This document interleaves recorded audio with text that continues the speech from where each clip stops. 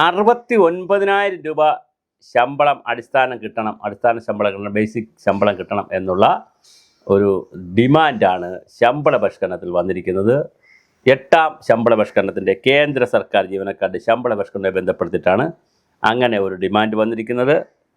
National council joint consultative machinery ആണ് ഈ ആവശ്യം ഉന്നയിച്ചിരിക്കുന്നത്. അടിസ്ഥാന ശമ്പളത്തിന് ആധാരമാക്കുന്ന ഫിറ്റ്മെൻറ്റ് റേറ്റ് അല്ലെങ്കിൽ ഫിറ്റ്മെൻറ്റ് പെർസെൻറ്റേജ് ഒരു ഫിറ്റ്മെൻറ്റ് ഫാക്ടർ 3.83 ഉയർത്തണമെന്നും നിർദ്ദേശിച്ചിട്ടുണ്ട്. മുൻ വർഷങ്ങളിൽ ഉന്നയിച്ച കാര്യങ്ങളിൽ എപ്രകാരമാണ് പരിഗണിച്ചതെന്ന് പരിശോധിക്കുമ്പോൾ ഈ ആവശ്യം സമ്പൂർണ്ണമായി അംഗീകരിക്കാനുള്ള സാധ്യത കേന്ദ്ര ഗവൺമെൻറ് ഭാഗത്തുനിന്ന് കാണുന്നില്ല.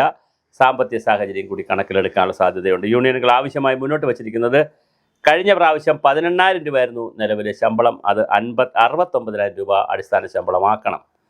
അപ്പോൾ ഫിറ്റ്മെൻറ്റ് അലവൻസ് അല്ലെങ്കിൽ ഫിറ്റ്മെൻറ്റ് ഫാക്ടർ അടിസ്ഥാന ശമ്പളം പരിഷ്കരിക്കുമ്പോൾ 2.57 ആയിരുന്നു, അത് 3.83 ഉയർത്തുക എന്നുള്ളതാണ്. വാർഷിക ഇൻക്രിമെൻറ്റ് ഓരോ വർഷവും 6% വാർഷിക ഇൻക്രിമെൻറ്റ് ചോദിക്കുന്നുണ്ട്. വീട്ടുവാടക അലവൻസ് ഉൾപ്പെടെയുള്ള ആനുകൂല്യങ്ങൾ പരിഷ്കരിക്കുവാനുള്ള ഒരു ശ്രമവും വേണം എന്നാണ് ഈ കമ്മിറ്റി ആവശ്യപ്പെട്ടിരിക്കുന്നത്. പെൻഷൻ പദ്ധതി ചില വിഭാഗ ജീവനക്കാർക്ക് പഴയ പെൻഷൻ, അതായത് ഓൾഡ് പെൻഷൻ സ്കീമിലേക്ക് മടങ്ങാനുള്ള സാഹചര്യവും സ്റ്റാറ്റ്യൂട്ടറി പെൻഷനിലേക്കും പോകാനുള്ള അവസരവും കൊടുക്കണം. ഈ ആവശ്യം നോക്കുമ്പോൾ 7ാം ശമ്പള പരിഷ്കരണ സമയത്ത് 26,000 യൂണിയൻകാർ ആവശ്യപ്പെട്ടത്, പക്ഷേ അത് കൊടുത്തത് 11,000 ഇപ്രാവശ്യം ഫിറ്റ്മെൻറ്റ് അലവൻസ് 3.68 ചോദിച്ചു, അപ്രാവശ്യം 3.68 ചോദിച്ചു, പക്ഷേ 2.57 അന്ന് കൊടുത്തോളൂ.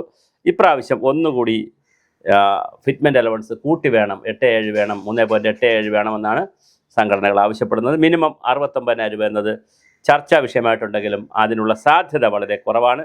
ഫിറ്റ്മെൻറ്റ് ഫാക്ടർ 3 മുതൽ 3.2 വരെയുള്ള നിലവാരത്തിലേക്ക് ചിലപ്പോൾ ഉയർത്തിയേക്കാം. 3 മുതൽ 3.32 വരെ ആണെങ്കിലും ഫിറ്റ്മെൻറ്റ് അലവൻസ് വന്നാൽ ഏകദേശം ഒരു 54,000 മുതൽ 58,000 വരെ അടിസ്ഥാന ശമ്പളം ഉയരാൻ സാധ്യതയുണ്ട്. യൂണിയനുകൾ മുന്നോട്ട് വെക്കുന്ന 69,000 എന്ന സംഖ്യ ചർച്ചകളിൽ സജീവമാണെങ്കിലും അത് ഒരു വിലപേശൽ തന്ത്രമായിട്ടാണ് തന്നെയാണ് യൂണിയൻകാരും കാണുന്നത്.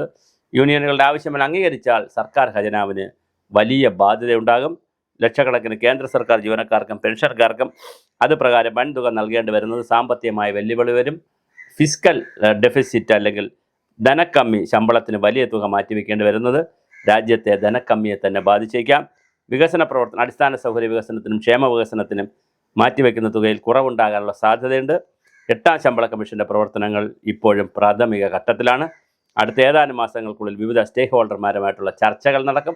ആ ചർച്ചകളുടെ അടിസ്ഥാനത്തിലാണ് ഇതിനൊരു ഫൈനൽ തീരുമാനമെടുക്കുന്നത്.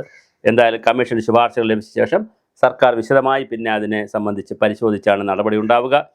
69,000 എന്ന മിനിമം ശമ്പളം എന്നത് ഒരു നിർദ്ദേശം മാത്രമാണ്.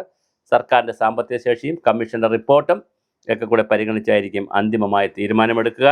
എന്തായാലും ഫിറ്റ്മെൻറ്റ് ഫാക്ടർ 3.32 കൊണ്ടുപോകണം എന്നാണ് വരുന്ന നിർദ്ദേശം. 3.2 കൊണ്ടുപോകാനുള്ള സാധ്യതയുള്ളത് 3.87 കൊണ്ടുപോകണം എന്നാണ് ഒരു ചർച്ച വരുന്നത്. എന്തായാലും 2.57 ആയിരുന്നു നേരത്തെ കൊടുത്തിരുന്നത്, അത് 3.68 ആവശ്യപ്പെട്ടിരുന്നു നേരത്തെ 7ാം ശമ്പള പരിഷ്കരണ സമയത്ത്.